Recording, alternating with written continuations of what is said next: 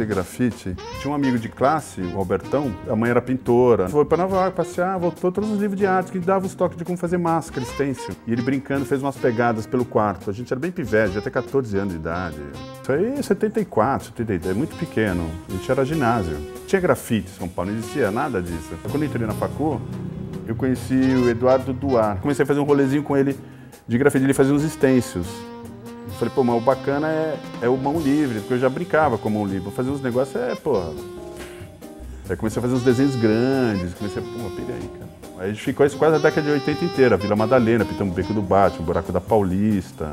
Antes dele fazer colorido, autorizado, eu fiz ele legalmente, né?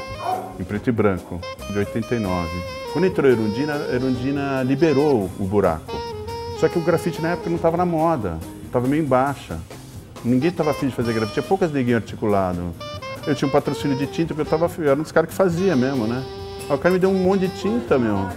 Pô, fui lá e eu ocupei e pintei, cara. Pedi autorização, me liberaram, eu pintei. A ideia de pintar aquilo ali é de uma turma de pessoas. A gente teve aquilo ali para virar espaço de arte, meu. Para manifestação de quem faz arte de rua. Não é para ficar à mão de evento de cultura japonesa. Senão a gente começa a ter evento Copa do Mundo, vai ter Olimpíada, vamos fazer um painel. Tudo bem, pode até ser, mas tem que ser conversado com quem produz, com quem faz. A gente tenta.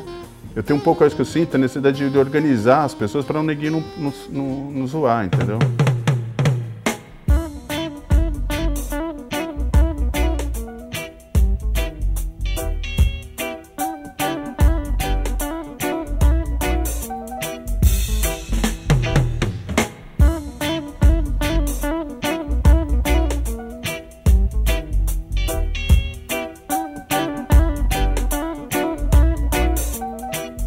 A geração 80 é Hering, Basquiat, Ken Scharf, né? De Rosat na França, Speedo Grafito. São caras que faziam um grafite de temáticas parecidas com a da gente. É o art pop, é o pop, né? Que é essa coisa do colorido, de desenho, uma coisa meio desenho animado, cartoon, né? De quadrinhos, né? De personagens, assim, né? Que é um universo que é como se fosse uma música, um rock and roll, é um estilo de trampo. Eu usei a coisa da arte de rua, do grafite legal, para usar como ferramenta de artes plásticas mesmo, né? Não, meu grafite não é um grafite ligado ao movimento hip hop, que é diferente do grafite que veio do Gêmeos, Espeto. A minha geração é diferente. A geração que eu faço parte é de artistas plásticos.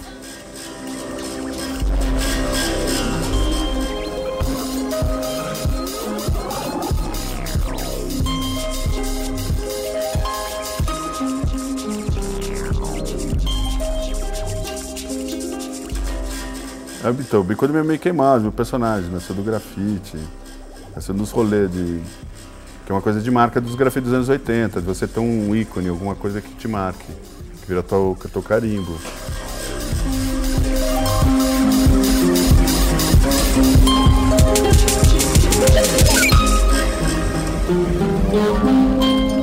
O básico é grafite é ilegal. Para mim, o que define o grafite é conceito. O conceito é pintar ilegalmente algum espaço, público ou privado. Pode ser o banheiro a porta do banheiro do boteco, pode ser a fachada do Citibank. O ato de você ir lá e pintar um negócio, com spray, com tinta, tanto faz.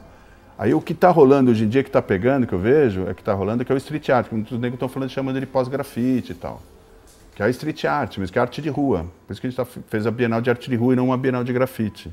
Para a gente preservar a palavra grafite, porque grafite é uma coisa realmente ilegal, que é proibido, que a gente vê dessa maneira. Agora a arte de rua está bombando, né? E nas artes plásticas isso é muito legal, porque isso populariza a produção de pintura, deixa as pessoas mais sensíveis, né?